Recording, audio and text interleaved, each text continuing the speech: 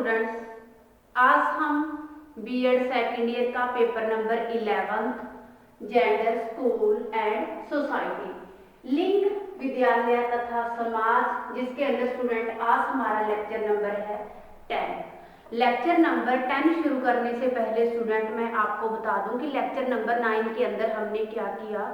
Lecture number 9 के अंदर student हमने किया कि जो विचार विमर्श विधि है, जो ग्रुप डिस्कशन है, जो वाद विवाद है, उसका मैंने आपको अर्थ बताया, उसकी दो परिभाषाएं बताई। फिर मैंने बताया कि जो ग्रुप डिस्कशन है, सामूहिक जो वाद विवाद है, उसकी क्या प्रक्रिया है। उसकी प्रक्रिया के मैंने आपको क्या है 5-6 अलग अलग पॉइंट क्लियर करवाए। फिर मैंने बताया कि जो वाद विवाद विधि की प्रकृति या विशेषताएं, उसके हमने क्या है 8 पॉइंट अलग अलग क्लियर किए। तो अब हम लेक्चर नंबर 10 के अंदर स्टूडेंट करने जा रहे हैं। जो हमने विचार विमर्श अपनी विधि की है लेक्चर नंबर 9 के अंदर, उसकी हमने क्या है अपनी प्रकृति क्लियर की, विशेषताएं क्लियर की। अब हम विचार विमर्श जो विधि है, सामूहिक विचार विमर्श विधि, वाद विवाद विधि है, उसकी हम इस लेक्चर के अंदर करेंगे कि गुण दोष को आप कमियां या अवगुण भी बोल सकते हो। वो कौन कौन से गुण और अवगुण है जो हमें विचार विमर्श विधि, वाद विवाद विधि के अंदर देखने को मिलते हैं। तो स्टूडेंट पहले हम बात करने जा रहे हैं वो है कि जो विचार विमर्श विधि के गुण कौन कौन से हैं, इससे क्या बेनिफिट होता है और ये हमारी लाइफ के अंदर इसका क्या जो लाभ मिलता है वो क्या क्या लाभ है, इससे हम क्या है पॉइंट टू पॉइंट क्लियर करेंगे। तो फर्स्ट पॉइंट इसके अंदर स्टूडेंट मेरा है बौद्धिक टोली कार्य। बौद्धिक फर्स्ट पॉइंट है बौद्धिक टोली कार्य। तो स्टूडेंट जो हम बौद्धिक टोली कार्य करने जा रहे हैं, इसका मतलब यही है कि जो आपको पॉइंट ही क्लियर कर रहा है, जो ग्रुप डिस्कशन होता है, वाद विवाद होता है, उसके अंदर एक से अधिक विद्यार्थी क्या है शामिल होते हैं। और इसमें क्या है जो एवरेज विद्यार्थी नहीं होते, मंद बुद्धि या सामान्य बुद्धि के बालक हम इसके अंदर नहीं बोलेंगे। इसके अंदर क्या है जो तीव्र बुद्धि के बालक होते हैं, जिनकी जो बौद्धिक और मानसिक क्षमता तेज होती है, तो ये उन विद्यार्थियों के अंदर ग्रुप डिस्कशन होता है। तो जो ये बौद्धिक टोली कार्य है, ये क्या है दार्शनिक जो सिद्धांत है उस पर क्या है आधारित है।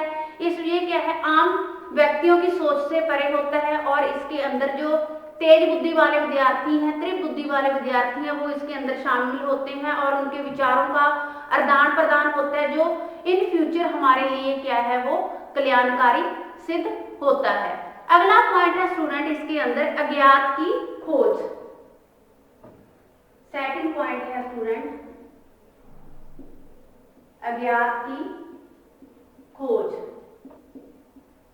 अब अज्ञात की खोज स्टूडेंट आपको क्या है पॉइंट ही क्लियर कर रहा है, जैसे कि अज्ञात की खोज, इसमें उन मुद्दों को, उन विचारों के ऊपर डिस्कशन किया जाता है जो स्टूडेंट ने गलतियां की हैं, झूठ बोले हैं, क्या कारण है, उन गलतियों के पीछे क्या कारण रहा है, जो बच्चा करने के लिए या कोई भी करने के लिए मजबूर हो गया। तो इसमें क्या है स्टूडेंट की अज्ञात का ज्ञान प्राप्त करने की कोशिश की जाती है। जो भी विद्यार्थी, जो भी इंसान से गलतियां हुई हैं, उनको इससे क्या है जानने की सहायता मिलती है और उसको किस प्रकार सुलझाना है, इस प्रकार भी उन्हें ये करने के लिए हमारे लिए बहुत सिद्ध होती है, लाभकारी सिद्ध होती है। थर्ड पॉइंट है मानसिक शक्तियों के विकास में मददगार या सहायक भी आप बोल सकते हो। मानसिक शक्तियों के विकास में सहायक। अब स्टूडेंट वो मानसिक शक्तियों के विकास में सहायक कैसे, जैसे क्योंकि हमारा ग्रुप डिस्कशन चल रहा है, आपको पता है कि वहां पे एक विद्यार्थी से ज्यादा अधिक विद्यार्थी होते हैं और उन विद्यार्थियों को जो भी समस्या उठाई जाती है उनसे संबंधित क्या है अलग अलग चिंतन किया जाता है। तो इसमें हम पॉइंट टू पॉइंट क्लियर करेंगे कि फर्स्ट पॉइंट है स्टूडेंट इसके अंदर तर्क वितर्क शक्ति संतुलित क्या है उपयोग करने का प्रशिक्षण देती है, इसके अंदर ट्रेनिंग दी जाती है। सेकंड पॉइंट है स्टूडेंट कि विद्यार्थियों की तर्क शक्ति, विचारधारा और कल्पना शक्ति के विकास के लिए ये क्या है, बहुत उचित लाभकारी होती है। थर्ड पॉइंट है स्टूडेंट कि विद्यार्थियों में आलोचनात्मक चिंतन और किसी भी समस्या को किस प्रकार, किस डीपली तक सोचना है, उसके अंदर उसे सोचने के लिए क्या है, वो स्वतंत्र एक तो होता है, उसके अंदर भावना होती है, दूसरी वो क्या है, डीपली तरीके से हर समस्या को सोचता है। तो ये क्या है, जो ओवरऑल इसका कंक्लूजन है स्टूडेंट यही है कि आलोचनात्मक शक्ति विद्यमान होती है, जो उसकी मानसिक बौद्धिक शक्ति क्या है, सामाजिक भावना उसके अंदर हर एंगल से हमें देखने को मिलती है जब वो क्या है, टोली के अंदर किसी भी विचार को लेकर बैठता है, क्योंकि वो एक से अधिक वहां पर विद्यार्थी होते हैं, एक से अधिक विद्यार्थियों के अंदर अलग अलग क्या है विद्यार्थी होते हैं, उनसे मत सुने जाते हैं, उनके विचार सुने जाते हैं, तो वो विचार उनके अगेन करता है और उनकी मानसिक शक्ति है उनके अंदर वो वृद्धि करता है। अगला जो पॉइंट है स्टूडेंट की सहनशीलता का विकास।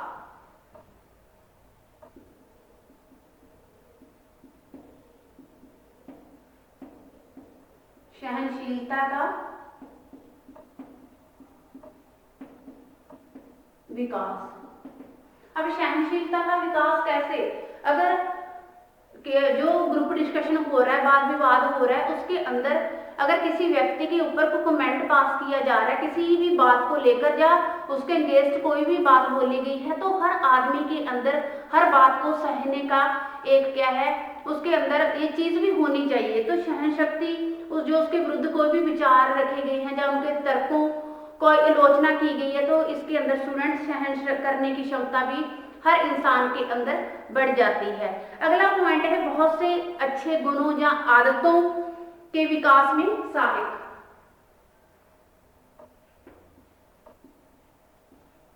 बहुत से अच्छे गुणों व आदतों के विकास में सहायक। अब स्टूडेंट हम बात करने जा रहे हैं कि बहुत से अच्छे गुणों व आदतों के विकास में सहायक कैसे, क्योंकि ग्रुप डिस्कशन होता है, वाद विवाद होता है स्टूडेंट, तो इसके अंदर बच्चा है जो भी स्वतंत्र रूप से अपनी हर आदत को क्या है विकसित करता है। आगे आप ये भी बोल सकते हो स्टूडेंट कि विद्यार्थियों को अपने विचारों को स्पष्ट रूप से क्या है शिक्षित रूप से व्यक्त करने को प्रशिक्षण दिया जाता है, उन्हें ट्रेनिंग दी जाती है कि वो अपने विचार रखें, उन्हें आगे लेकर आया जाता है। वह तरह तरह के स्रोतों के द्वारा सूचनाएं और ज्ञान एकत्रित करने के अंदर अपने आप को क्या है सक्षम बनाता है। तो ये स्टूडेंट क्या है कि इससे बहुत से अच्छे गुणों व आदतों के विकास में जो ग्रुप डिस्कशन है, वाद विवाद विधि है, जो सामूहिक विचार विमर्श है, बच्चे के आदतों और गुणों के अंदर विकास करता है। अगला पॉइंट है स्टूडेंट स्पष्टीकरण।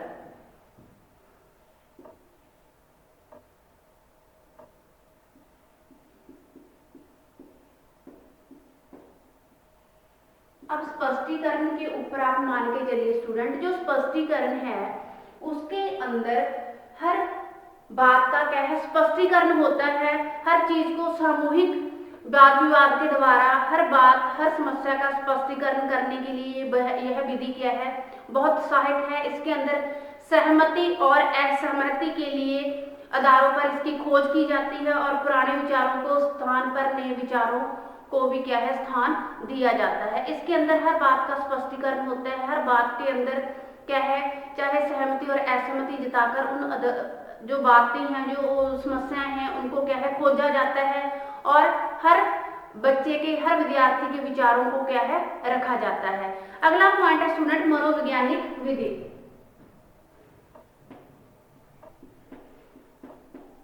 मनोवैज्ञानिक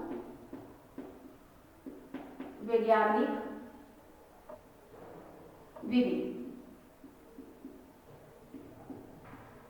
अब मनोवैज्ञानिक विधि कैसे स्टूडेंट हम इस क्या है पॉइंट को क्लियर करते हैं।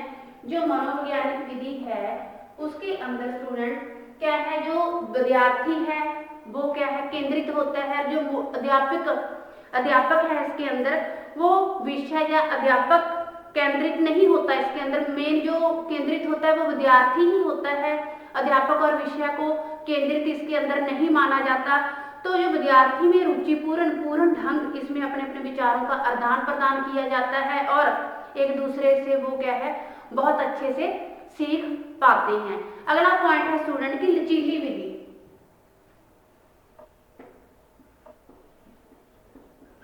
लचीली विधि, अब लचीली विधि कैसे है स्टूडेंट, हम इस पॉइंट को क्या है क्लियर करते हैं। इसके अंदर जो लचीली विधि है कि इसके अंदर जो अनुदेशात्मक उद्देश्य संबंधी सामग्री, अभिवृत्तियां आप लगा लो, उसके अंदर परिवर्तन लगा लो, बौद्धिक विकास स्टूडेंट और समस्या समाधान तथा संप्रेषण कौशल की प्राप्ति के लिए इसे क्या है किया जाता है। अगला पॉइंट है स्टूडेंट सूझबूझ विकास में सहायक। 9th पॉइंट है स्टूडेंट सूझबूझ विकास में सहायक। अब हम बात करते हैं सूझबूझ के विकास के अंदर ये किस प्रकार सहायक है स्टूडेंट, कि जो इस विचार विमर्श विधि के अंदर बच्चे की जो सूझबूझ है वो अधिक विकसित होती है, जिसके द्वारा सामाजिक समस्या को आसानी से हल किया जा सकता है। अगला पॉइंट है स्टूडेंट की जो हम बात करते हैं उद्देश्यों की उपलब्धि। 10th पॉइंट स्टूडेंट मैं यहाँ पे लिखती हूँ, उद्देश्यों की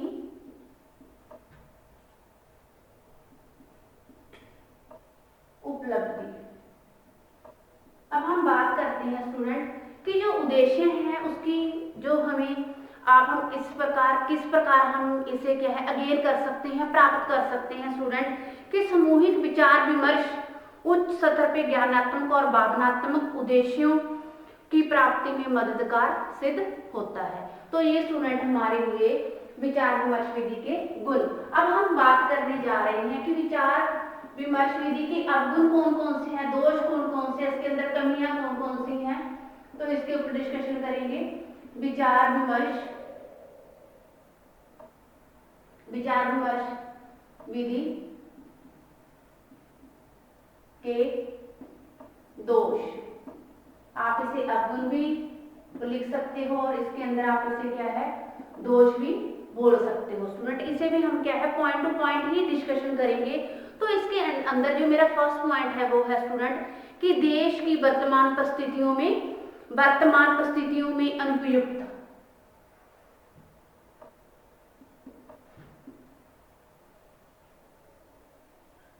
देश की वर्तमान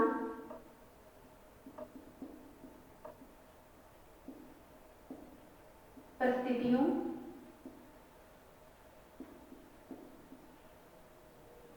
में अनुपयुक्त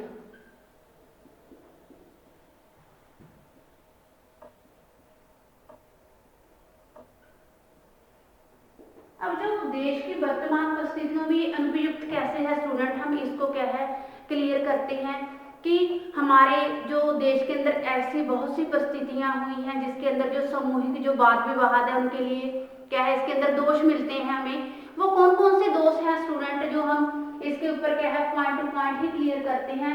जैसे जो देश के अंदर हमें वर्तमान परिस्थितियों में जो अनुपयुक्त दोष है वो कौन कौन से हैं, इसके अंदर मैं फर्स्ट पॉइंट क्लियर करने जा रही हूँ स्टूडेंट आपको कि पाठ्यक्रम का जरूरत से अधिक क्या है प्रयोग होना। सेकंड पॉइंट है कक्षा का वातावरण सहयोगपूर्ण ना होना, और जो टोली समूह है जो टोली वाद विवाद हो रहा है उसके अंदर जो विद्यार्थियों की स्ट्रेंथ बहुत अधिक मिलना, और जो विचार विमर्श है वो क्या है जो वो किस पर आधारित है पाठ्य पुस्तकों पर उसका आधारित ना मिलना, इधर उधर की बातों पर हमें ज्यादा जो विचार विमर्श है देखने को मिलता है। अगला पॉइंट है स्टूडेंट सेकेंडरी कक्षाओं के लिए ज्यादा उपयोगी।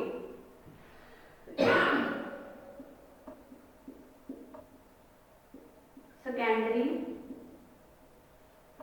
कक्षाओं के लिए ज्यादा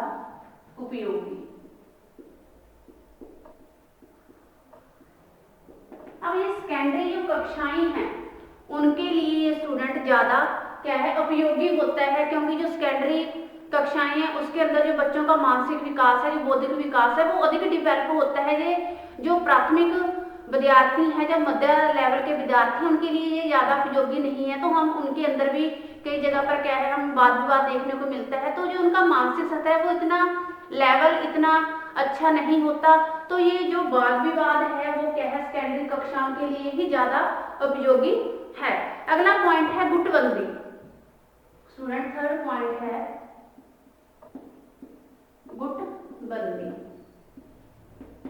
गुटबंदी के अंदर स्टूडेंट हम क्या एक्सप्लेन करेंगे कि विचार विमर्श के संचालन में सामान्य तौर पर गुटबंदी होने का व्यय रहता है। इसमें विद्यार्थी क्या है एक दूसरे की आलोचना करते हैं और हमें जो गुटबंदी के अंदर हमें क्या है टोलियों के रूप में इसके नुकसान भी बढ़ने का डर लगता है, जब नुकसान भरपाई का भी हमें हमारे सामने आती है, क्योंकि स्टूडेंट जो गुटबंदी है उसके अंदर एक दूसरे जो ग्रुप बने होते हैं उनकी जो विचार होते हैं उनकी आलोचना होती है। तो इसके अंदर जो लड़ाई झगड़े एक दूसरे के प्रति एंगेज होना, ये चीजें भी हमारे सामने बहुत हद तक हमें देखने को मिलती है, जिसका इन फ्यूचर हमें लाभ की जगह नुकसान भरना पड़ता है। अगला पॉइंट है स्टूडेंट समय और शक्ति का अपव्यय।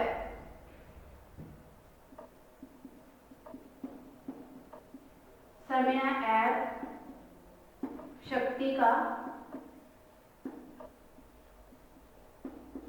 अपव्यय।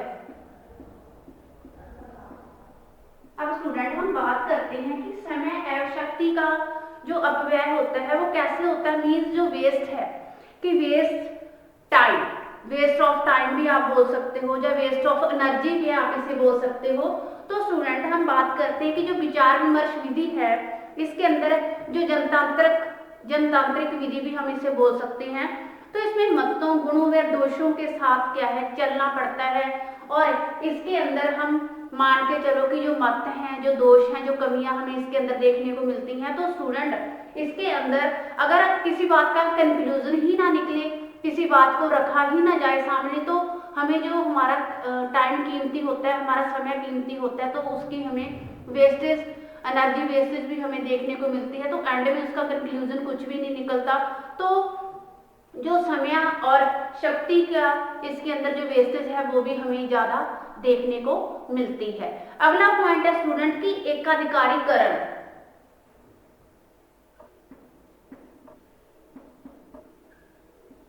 एकाधिकारीकरण।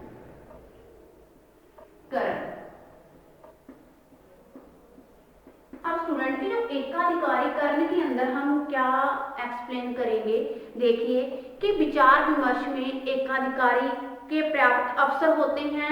इससे कुछ विद्यार्थी इस विधि पर क्या है आधारित होते हैं या एकाधिकार स्थापित कर लेते हैं, जिसके कारण बहुत से विद्यार्थी इसमें भाग ही नहीं ले पाते।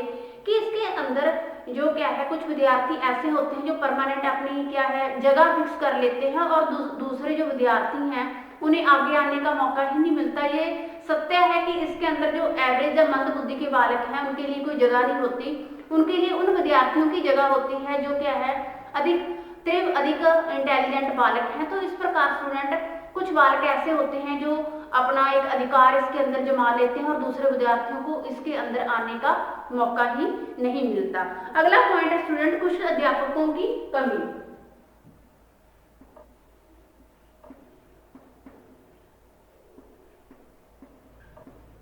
कुशल अध्यापकों की कमी। अब जो कुशल अध्यापक हैं, जो अच्छे समझदार आप बोल सकते हो, जो भी विचार विमर्श के लिए अच्छे क्या है सहायक हैं इसके अंदर हर कार्य को लेकर, तो इन अध्यापकों की कमी भी हमें इन फ्यूचर क्या है इस फील्ड के अंदर हमें देखने को मिलती है। अगला पॉइंट आप क्या है स्टूडेंट इसके अंदर हम बात करेंगे, मैं आपको पॉइंट देती हूँ इसके सुझाव।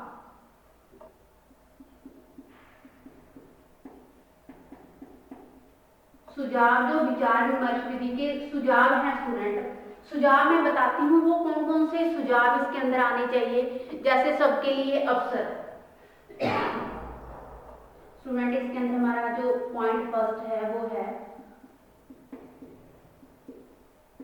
सबके लिए अवसर। जो विचार विमर्श विधि है स्टूडेंट, इसके लिए इसके अंदर मैं आपको बताती हूँ कि सभी को इसके अंदर आने के क्या है अवसर मिलने चाहिए, ताकि सभी बराबर इसके अंदर भाग ले सके और अपने विचार, अपनी समस्याओं, अपने मतों को क्या है टाइम टू टाइम के हिसाब से अपने दोस्तों, मित्रों और अपने सहपाठियों के साथ क्या है आगे आकर अवसर मिलकर वो क्या है आगे अपने विचार रख सके। अगला पॉइंट है जो स्टूडेंट है वो शक त्रुटियां दूर करना। शक त्रुटियां दूर करना।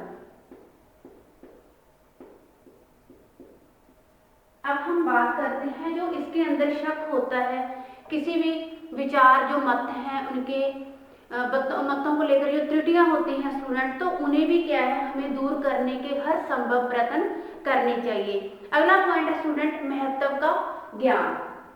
थर्ड पॉइंट है स्टूडेंट इसी की आगे महत्व का ज्ञान। महत्व का ज्ञान कैसे स्टूडेंट कि विद्यार्थियों को प्रकरण तथा उसकी प्रवृत्ति का महत्व का पूरा ज्ञान होना चाहिए और स्टूडेंट प्रकरण के महत्वपूर्ण तथ्यों को इसी के अंदर भी शामिल किया जाना चाहिए। अगला पॉइंट है एकाधिकारीकरण नहीं होना चाहिए इसके अंदर जो है